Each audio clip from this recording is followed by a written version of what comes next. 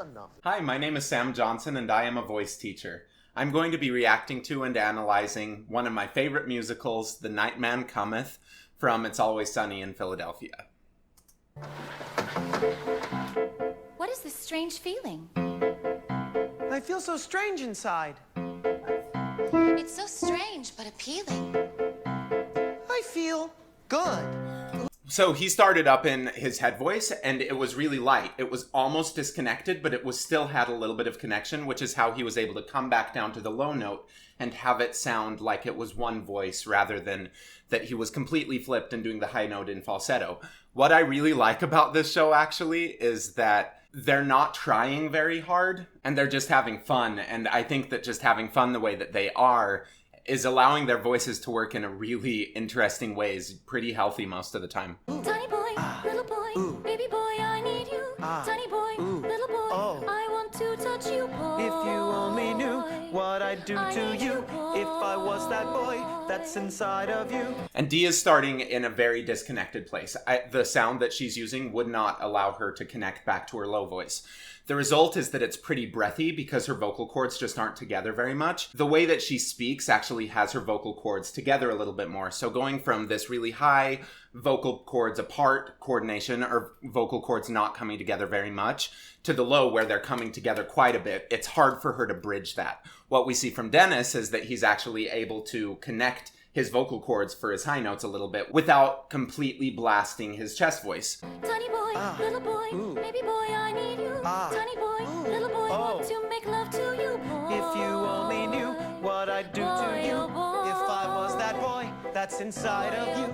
Inside. See, and then she goes up to that very, very breathy sound. It's kind of hard for her to make any sounds that aren't breathy up high. So I would start by doing a bunch of squeaky sounds because that gently brings your vocal cords together, like and then that opens to boy, oh boy, where it's a little bit less hollow sounding. That would be kind of the first thing that I'd start with her. Inside of you, my boy.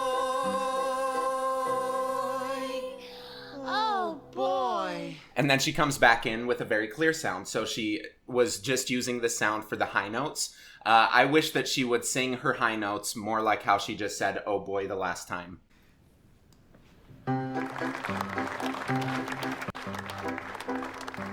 Just to be clear, I did not write that song and have never had sex with a child, just to be clear.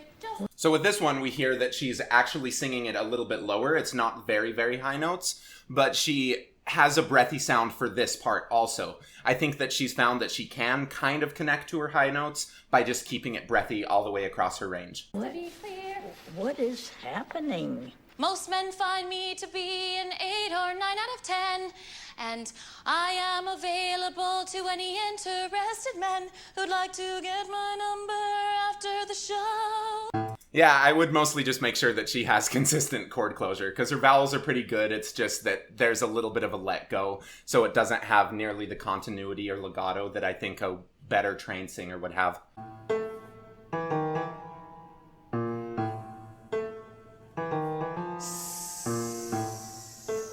Good, so he knows that he's about to start singing, so he's warming up his breathing by doing a hiss for a little bit. It's a very solid S sound, and by doing that, he gets to know what it feels like to have a really consistent breath flow.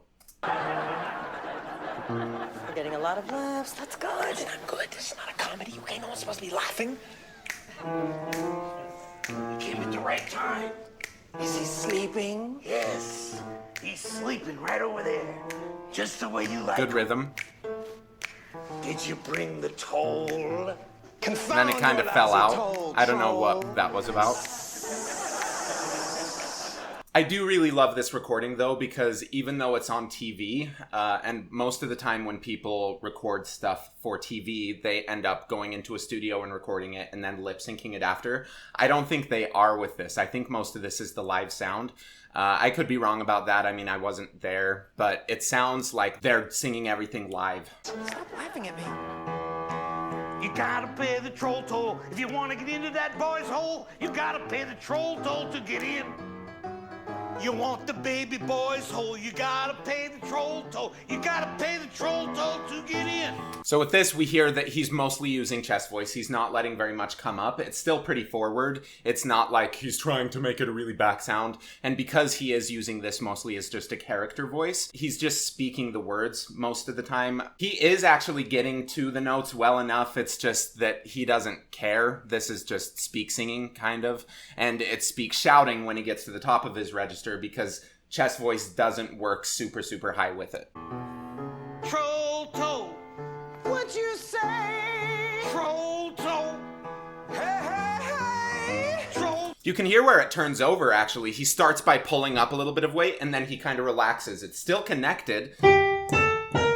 And that was up to a B. I mean, it wasn't like a heavy, heavy B, but he was still connected. I think that if he's just spent some more time there, he would be able to start beefing that up if it's what he wanted to do. With Dennis right before, he also started from a side that's a little bit lighter rather than starting from the side of muscle. But doing that, he was still able to find a connected sound up at the top. It was just a little bit lighter. Toll.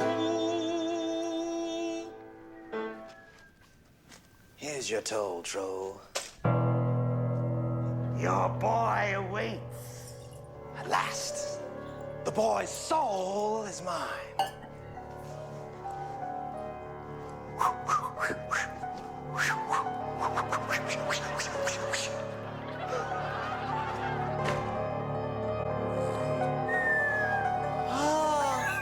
Give me that leg, boy. No. Dude, do you have a boner right now? Shut up, dude. Don't let it hurt. Oh. God. Hello, boy. Come over here and scratch my itchy witchy toesy woesies. No. What? Get over here. No, Antonio. I control you. You control nothing. I am not your slave anymore, and I am not a boy. I am a man. See? I was transformed by the strong, musky power of true love. I am now the day man. What was that? You know what it is. Bang! Bang! Bang! Bang! Bang! Bang! You have defeated the evil that was here. Naturally, for I am the day man. You once were a boy, and now you are a man, and I am in love with you. That's right. And now I am in love with you. Day man. Ah, fighter of the night man. Ah. So with this one, he's staying completely in chest voice. It's just up to the D. Ah! He's not really letting much shift up into his head because he doesn't need to yet. The D is still below his first bridge. It is the kind of point where you might want to start letting this feeling start turning over. Even if you're just going up there for a little bit, you can do it in all chest. But if you're going to go higher later, I think that it's nice to treat this note that's right around your bridge or right below your bridge like it's already mixing. If you go into it and your only concern is, okay, I'm going to do this part in chest voice and then I'm going to do the next part in head voice, you're going to sound like you have two different voices. He's good enough, he's able to make the top sound like it belongs to the rest of his voice. That's still something to worry about if you're just singing up around your first bridge. Champion of the sun. Ah, you're a master of karate and friendship for everyone. She's struggling. Day man. Oh, fighter of the night man. Oh. So now he's kind of disconnecting completely on the top. Just a little bit more back and round. Again, though, I mean, they're mostly goofing off, so I think that if he did want it to sound a little bit more connected to the bottom, he would just not try to let it be so disconnected. He could just find the place in the middle that's not all the way to and not all the way to here, but just more like he's speaking the top notes. Champion of the sun. Oh, you're a Good walking master bass. of karate and friendship for everyone. Day man. Oh, fighter of the night man. And he's the only one going up for it. Everyone else is dropping the octave. Oh, you're a master of karate and friendship for everyone. Day man. Stage free. So after he goes to that place at the beginning where it's just chest voice up to the D, for the rest of the song, he's basically spending all of the time above his first bridge. Like to this F sharp when he did that ending harmony, or the day man right there going up to the A.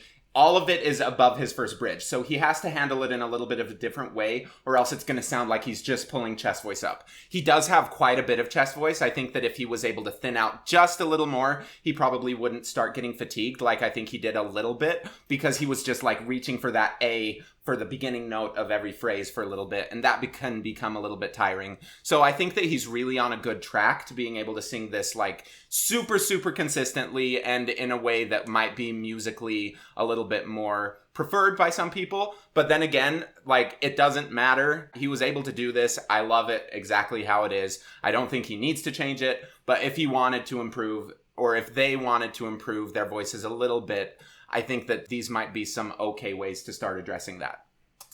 Don't say stage freeze, just do it.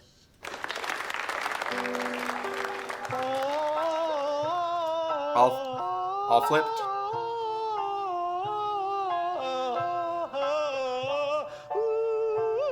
Awesome. So this is a great example of someone who is singing all in head voice or all in falsetto and then all in chest voice. And there's not any room in the middle. And it sounds like there's just completely two different voices. There's the top voice and there's the bottom voice. And you can hear how he just bounces back between the two, because what he's doing for his lower notes has so much chord closure and not enough head voice muscle introduced into it that when he starts going up to the high notes, he has to let go of all of that. And so it sounds like a completely different voice.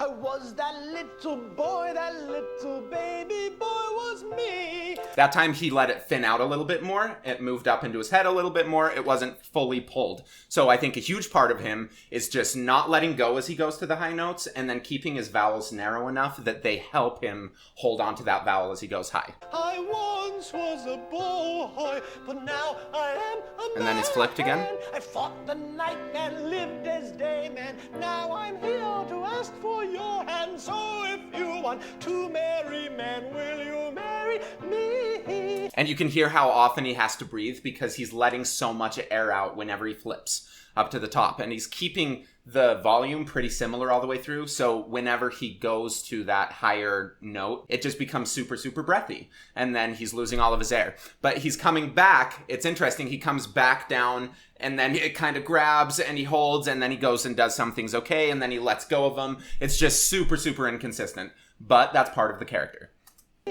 Well, come on stage and join me. And then he holds onto it. And that was the best D sharp that I've heard in this so far. He was completely connected. It was a little bit distorted. It was getting a little bit more of that sound to it, which helps connect. And then he didn't just change his mouth very much. He just kept really spoken vowels, kind of narrow, and then he was able to hold on as he went up to that high note.